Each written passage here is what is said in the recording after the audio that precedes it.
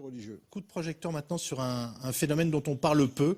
Ils se nomment eux-mêmes les ex-musulmans. Ils ont quitté leur religion parce qu'ils la considèrent définitivement inadaptés au temps moderne, à ce qu'on appelle la sécularisation.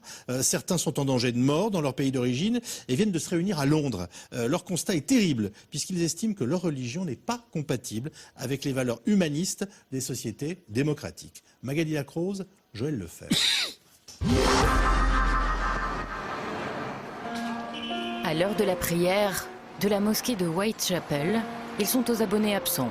À Londres, ils seraient quelques milliers, peut-être plus, à avoir renoncé à l'islam.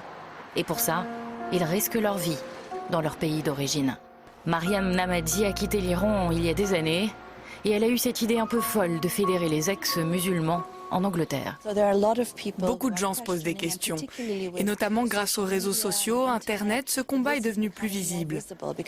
Ils peuvent rester anonymes et dire en sécurité qu'ils ne croient plus en Dieu, critiquer, se moquer de la religion comme tout le monde devrait pouvoir le faire. Partout, on nous contacte depuis la Somalie, l'Arabie Saoudite, l'Iran, l'Afghanistan, le Pakistan. Jusqu'en Europe, beaucoup de gens sont toujours effrayés et ne se sentent pas en sécurité. C'est pour ça que c'est important de prendre position pour la liberté de penser. Début février, elle organisait une conférence pour parler laïcité et liberté d'expression. C'était un mois pile après les attentats de Paris. Alors forcément, elle a invoqué l'esprit Charlie. Alors oui, je suis Charlie sans condition. Parmi les invités de Mariam ce matin-là, Imad, venu du Maroc pour l'occasion. Il a repris le flambeau du mouvement là-bas et fait de la liberté de penser son combat contre l'islam politique.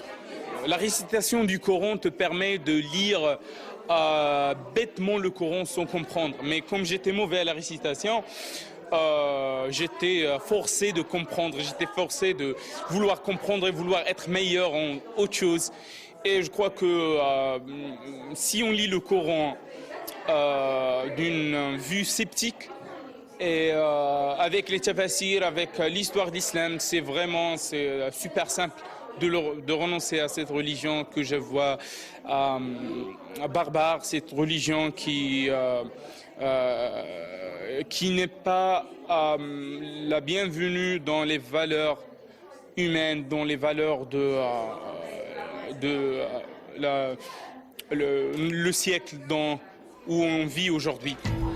L'histoire de jeunes qui ont douté que leur religion pouvait être compatible avec le monde moderne. Le prix à payer, l'exil, et pour Amal, le déshonneur de sa famille en Somalie, il y a 8 ans. Quand j'ai dit à ma famille que j'avais des doutes, que je n'étais pas sûre de continuer avec cette religion, ils ne l'ont pas très bien pris. D'abord, ils ont essayé de me récupérer en faisant jouer la pression sociale. Un de mes oncles est venu d'Arabie Saoudite pendant 3 jours pour prétendument répondre à mes questions. Et quand ils ont réalisé c'est vraiment ça qu'elle veut quitter l'islam, leur attitude a changé. Ils sont devenus agressifs. En France, un autre visage de ces réfugiés de la foi. Walid, le jeune Palestinien torturé dans les geôles de Cisjordanie pour avoir renoncé à sa religion. Il a commencé son combat sur la toile, s'est enfui par la Jordanie, puis il a obtenu l'asile politique à Paris.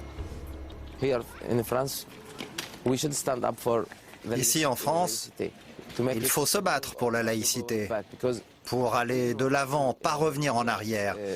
Ici, ce qui s'est passé le 7 janvier, ce n'était pas juste une attaque contre Charlie Hebdo, c'était une attaque contre les valeurs de la République. Moi, je ne me bats pas contre les musulmans.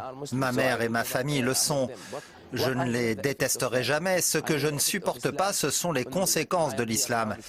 Je suis ici maintenant à cause de ça. Avant qu'ils sachent que j'étais athée, j'étais une bonne personne. Mais quand ils l'ont su, ils m'ont dit « Tu es Satan ». Au pays des droits de l'homme, Walid a pris les rênes du Conseil des ex-musulmans de France pour protéger cette laïcité si sacrée.